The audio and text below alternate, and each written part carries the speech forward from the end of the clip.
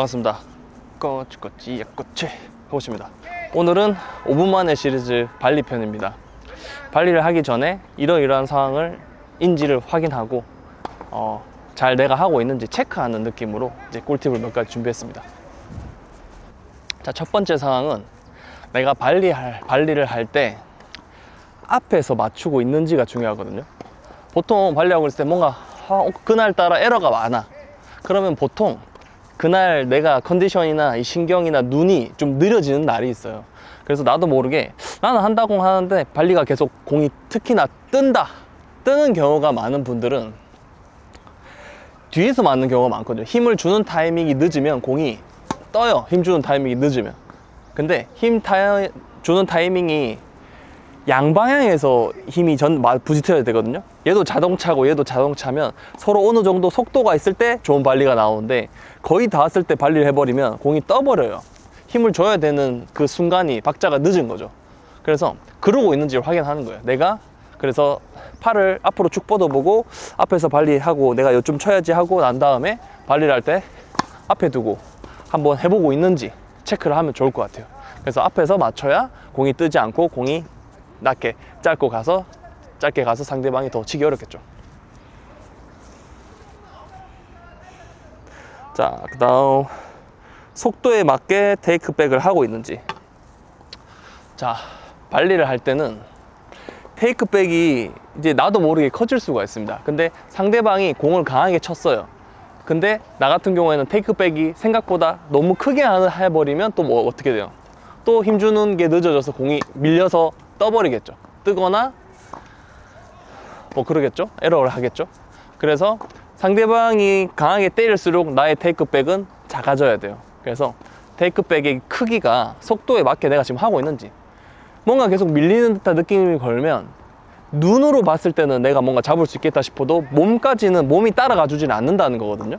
뭐 컨디션에 따라서 또 그렇고 실력일 수도 있고. 그렇기 때문에 좀 더 겸손한 마음으로 더 작게 빼서 쳐봐야지. 이번에는 더 작게 빼서 눈은 따라가니까 오면 한번 시도해봐야지 하면 바로바로 저는 발리가 좀 수정이 되더라고요. 그래서 그런 점을 좀 참고해 주시면 좋겠고, 그리고 달려가고 있는 세 번째, 손목을 잘 쓰고 있는지.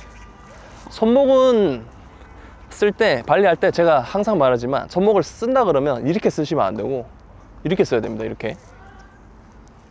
네, 이 상태에서 써야 되는데 이렇게 쓰고 있으면 안 됩니다. 그리고 손목이 이제 보통 뒤에서 하는 발리들은 손목을 고정시켜 놓고 밀어주는 발리를 많이 해야 되는데 그런 발리들을 못 하는 경우가 있어요. 그래서 뒤에 있을 때는 손목을 고정시켜서 좀 두껍게 미는 발리가 좀 나와야 되고, 앞에 있을 때는 이제 공이 빠르니까 슬라이스 하면서 손목을 약간 이렇게 써주면서 좀 자르는 발리를 해야 되는데, 뒤에서 내가 손목을 사용을 지금 잘하고 있는지, 이런 것들도 그런 발리가 내가 지금 좀 효과적으로 손목을 사용하고 있는지, 그리고 손목 고정이 확실히 되고 있는지, 미는 발리 할 때는 이런 것들을 꼭 체크해 줬으면 좋겠습니다.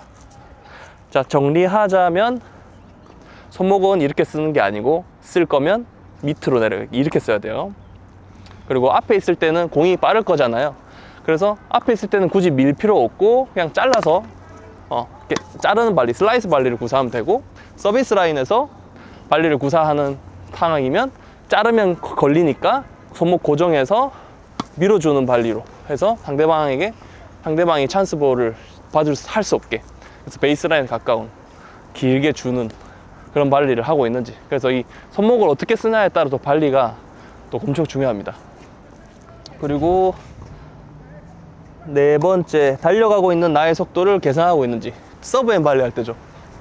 서브앤 발리라고, 저나 코치님들도 흔한 실수인데, 몸 풀기 전에 속도를 제어를 못해요. 하는데 상대방이 빵 때렸어요. 근데 나는 스플릿 스텝을 안 하고 달려가면서 공이 느리니까, 내 눈엔 느리니까 하면서 이렇게 쳤어요. 근데 공이 타이밍이 안 맞고 떠버리거나 걸리더라고요.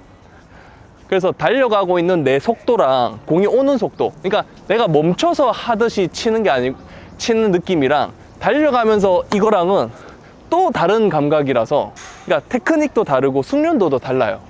그래서 되겠지 하고 하면 안 돼요. 무조건 내가 달려가고 있는 속도를 계산하면서 발리를 하셔야 에러가 없습니다.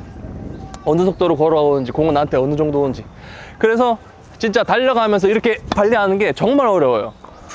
그래서 고수들이 알아서 하겠지만 지금 저한테 보는 분들은 중수 정도 되시는 분들이니까 말씀을 드리자면 멈추셔야 됩니다. 무조건 서브핸 발리하고 확실하게 멈추고 하시면 원래 발리 연습하던 게 나오는데, 달려가면서 하는 거는 정말 어려우니까 웬만하면 멈추면서 하시고, 그래도 내가 뭐 하겠다 싶으면 연습을 따로 좀 많이 하세요. 그런 상황을 연출해서. 그래서 달려가는 속도나 공이 어떻게 오는 거나 공이 어떻게 감겨오는지랑 높이가 어떻게 낮게 오는 로우인지 하인지도 그런 거를 공이 나한테 오는 속도랑 내가 달려가는 속도 계산하면서, 그리고 내가 지금 이 속도로 달려가면 내가 서비스 라인 뒤에서 발리를 할 수도 있고 서비스 라인 조금 앞에서 할 수도 있잖아요. 그런 것까지 조금 더 디테일하게 생각해서 조금 하면 좋을 것 같아요.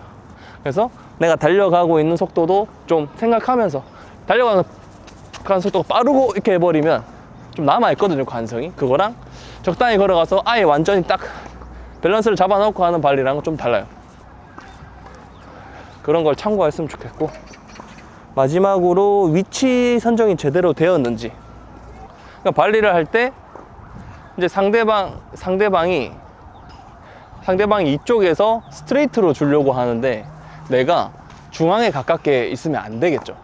공이 이쪽으로 빠지는 볼이면 내가 한두 발씩 사이드 스텝으로 이쪽을 방어를 해줘야 되는데, 그런 것들을 모르고 그냥 테린이 분들은 모르니까 그냥 여기에만 있어요. 그러면 여기는 이쪽으로 빠지는 볼을 스트레이트로 치기가 쉽기 때문에 이런 것들 조심하셔야 되고, 자, 내 오른쪽 위치에서 크로스의 상대방이 있는데 내가 중앙을 이렇게 비워주고 있으면 이쪽으로 치겠죠.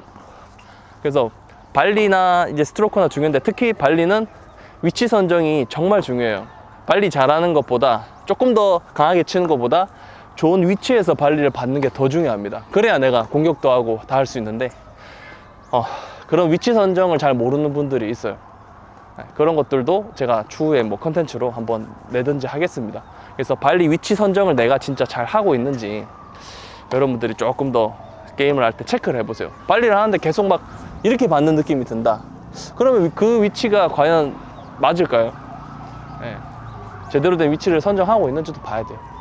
네. 생각을 좀 해봤으면 좋겠습니다.